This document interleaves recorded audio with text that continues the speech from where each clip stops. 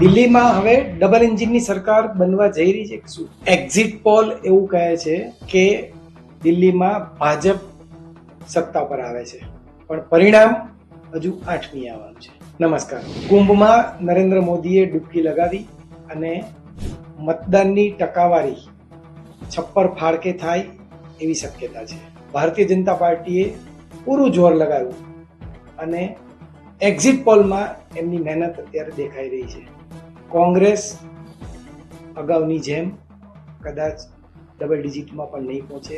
આમ આદમી પાર્ટી 25 થી 30 બેઠક સુધી રહે એવી શક્યતા છે.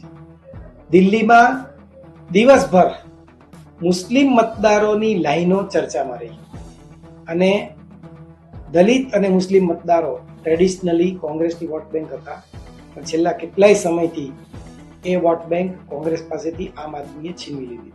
બે ચૂંટણીથી આપણે એવું સાંભળતા આવીએ છીએ કે રેવડી, તો આ વખતે મિડલ ક્લાસને આ રેવડી ન ભાવી કે દિલ્હીના મતદારોને આમ આદમી પાર્ટીની રેવડી ન ભાવી કે મોદીની ગેરંટી વધારે વિશ્વાસપાત્ર લાગી.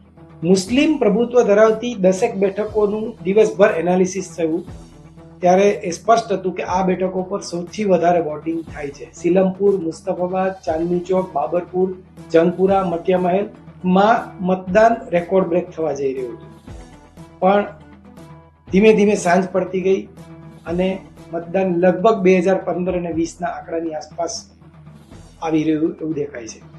અને છેલ્લા કેટલાક સમયથી ચૂંટણી પંચનો આપણે ટ્રેન્ડ જોઈએ તો એવું. આખો વિડિયો જોવા માટે ડાઉનલોડ કરો દિવ્ય ભાસ્કર એપ.